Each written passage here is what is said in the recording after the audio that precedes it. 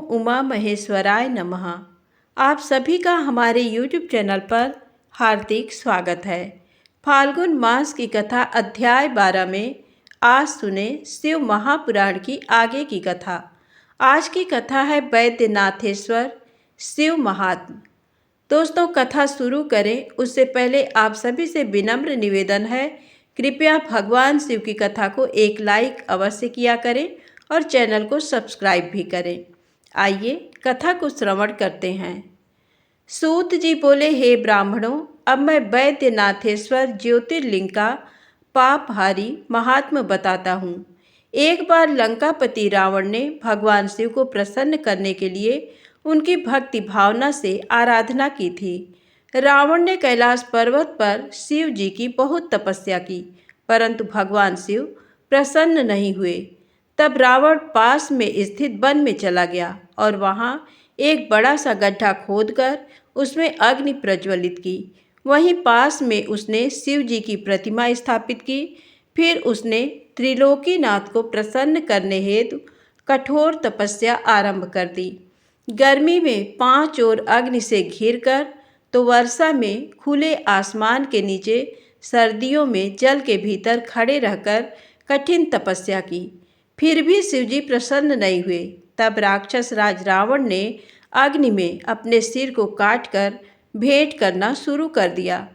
इस तरह एक एक करके रावण ने अपने 9 सिर अग्नि को भेंट कर दिए।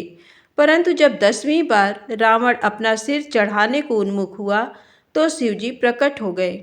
शिवजी के साक्षात दर्शन पाकर रावण बहुत प्रसन्न हुआ और उनकी अनेकों प्रकार से स्तुति करने लगा। तब शिवजी बोले, हे राक्षस राज, मांगो, क्या मांगना चाहते हो?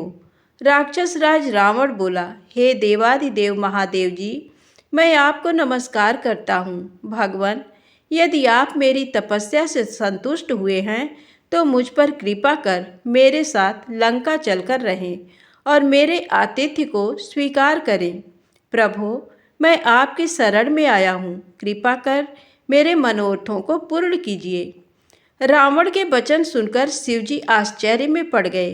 तब उन्होंने सर्वप्रथम रावण को पूर्व की भांति निरोग किया और उसे अतुल बल प्रदान किया।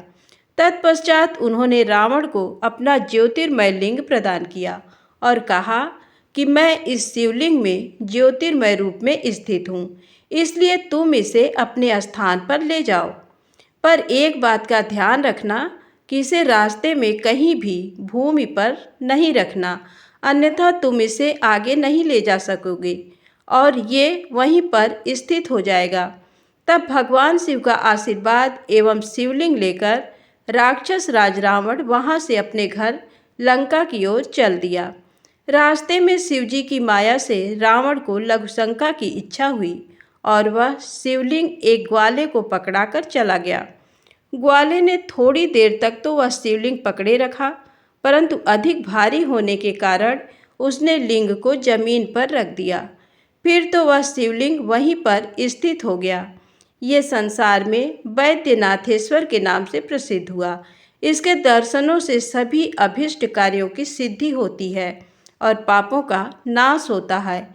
ये सत्पुरुषों को भोग और मोक्ष देने वाला है। जब रावण को वापस आने पर यह ज्ञात हुआ कि शिवलिंग वहीं स्थित हो गया है, तो वह दर्शन के पश्चात लंका लौट गया। लंका पहुंचकर रावण ने शिव जी से वर प्राप्त की। सभी बातें अपनी प्रिया मंदोदरी को बताई। उधर जब देवताओं को ज्ञात हुआ कि भगवान शिव के ज्योतिर्लिंग की स्थापना हो गई है, तो सबने वहां आकर विधिवत शिवलिंग का दर्शन और पूजन किया। परंतु रावण के वरदान प्राप्ति के विषय में सुनकर देवता घबरा उठे। तब उन्होंने देवर्षि नारद को लंकापति के पास भेजा। नारद जी रावण के पास गए और बोले, हे राक्षस राज, आपको भगवान शिव ने बलशाली होने का वर प्रदान किया है, परंतु आपने अपने बल की परीक्षा तो की ही नहीं, इसलिए आपको कैलाश पर्वत को ही हिलाकर अपने बल व पराक्रम की परीक्षा करनी चाहिए। तब रावण कैलाश पर्वत के निकट पहुंचकर उसे उखाड़ने की कोशिश करने लगा, जिससे कैलाश पर्वत डोलने लगा। ये देखकर शिव जी बोले कि ये पर्वत क्यों हिल रहा है। तब देवी पार्वती व्यंग्य करते हुए बोली, हे देव, आपके शिष्य अपने गुरु की सेवा कर रहे हैं। ये जानकर कि राक्षस राज रावण कैलाश पर्वत को हिला रहा है, महादेव जी को क्रोध आ गया। वे रावण को शाप देते हुए बोले, ए दुर्बुद्धि रावण, तू बल पाकर घमंडी हो गया है और मेरे ही निवास स्थान पर अपने बल का प्रयोग कर रहा है। मैं तुझे शाप देता हूँ कि तेरा घमंड नष्ट हो जाएगा और तेरी इन भुजाओं को काटने वाला पुरुष शीघ्र ही प्रकट होगा। ये सुनकर रावण को कोई दुख नहीं हुआ और वह प्रसन्न मन से लंका लौट आया।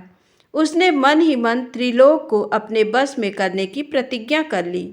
मैंने आपको वैद्यनाथेश्वर नामक शिवलिंग का महात्म्य सुनाया, जो कि मनुष्य के समस्त पापों का नाश करने वाला तथा शिवलोक की प्राप्ति कराने वाला है।